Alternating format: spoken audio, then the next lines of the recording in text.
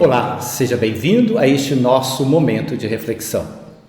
Hoje quero refletir com você sobre uma das primeiras ações missionárias de Jesus, ocorrida na cidade de Cafarnaum, onde Jesus cura a sogra de Pedro. Quero relacionar essa cura com o demônio, portanto, falar da possibilidade desse gesto ser também um exorcismo. E, por fim, tratar a questão do sofrimento humano. Jesus havia entrado na cidade de Cafarnaum e ido até a sinagoga que você pode ver restos arqueológicos à sua esquerda.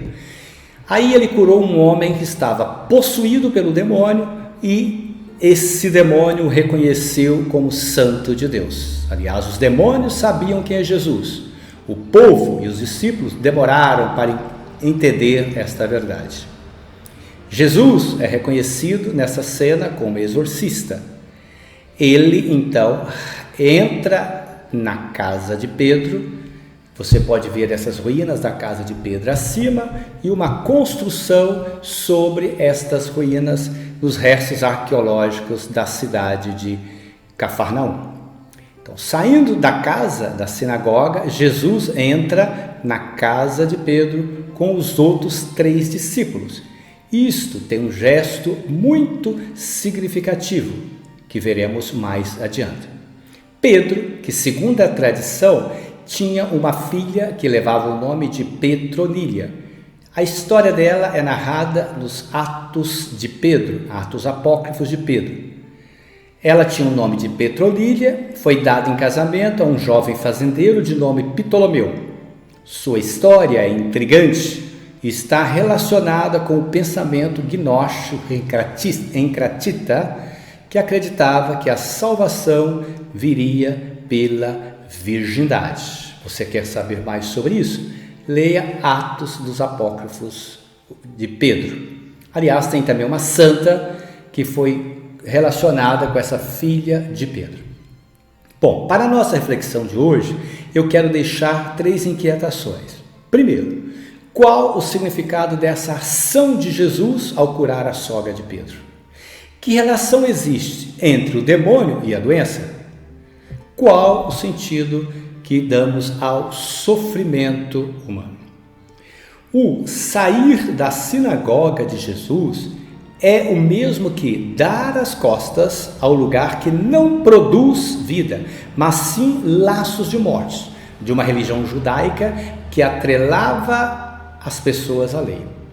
Entrar na casa de Pedro com 4 discípulos, seus primeiros, é a demonstração de que uma nova comunidade estava nascendo não na sinagoga, mas na casa, o que viria a ser chamado depois por nós de igreja doméstica ou igreja familiar.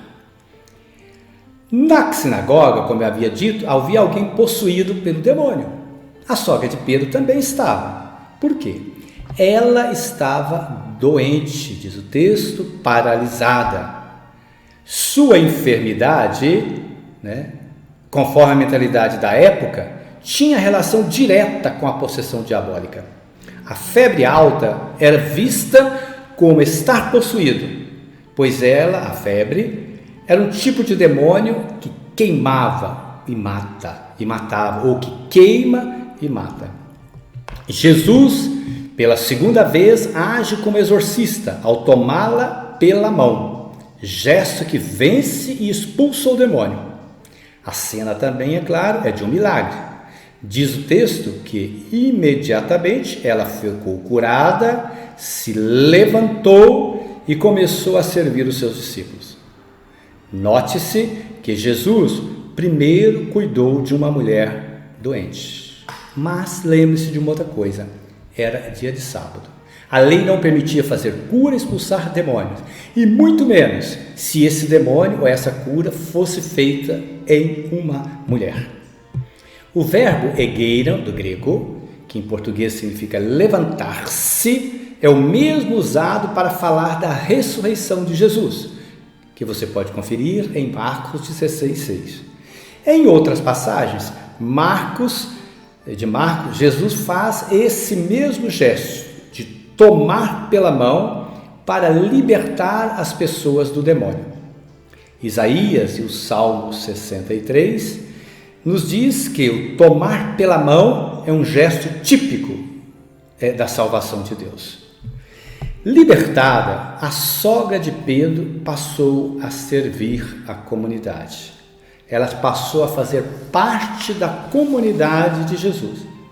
Parece insignificante a informação de que ela começou a servi-los, mas não é. Os rabinos não se deixavam ser servidos por mulheres. Quem serve é discípulo. Então a mulher se torna uma discípula de Jesus.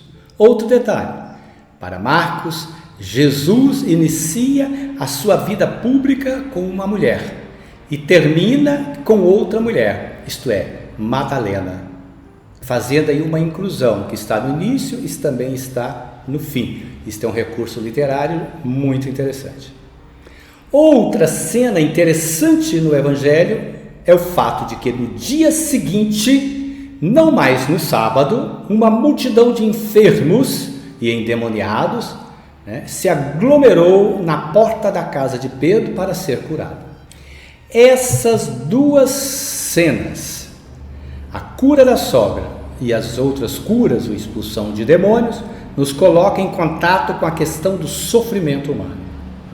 Viver é sofrer, seja pela debilidade do corpo, por questões psíquicas e também, evidentemente, por questões sociais. O não acesso aos direitos fundamentais do ser humano é, na verdade, uma das grandes causas do sofrimento humano. O Evangelho de Marcos tem consciência disso, clareza. Por isso, ele organiza as informações sobre Jesus na perspectiva do enfrentamento dos poderes que geram a opressão religiosa, política, social e econômica. Jesus devolve a vida aos doentes e sofredores, de modo que eles estejam a serviço do reino de Deus e possam juntos vencer o sistema dominador de opressão. Que Deus nos ajude, como a sogra de Pedro, nesta missão. Amém.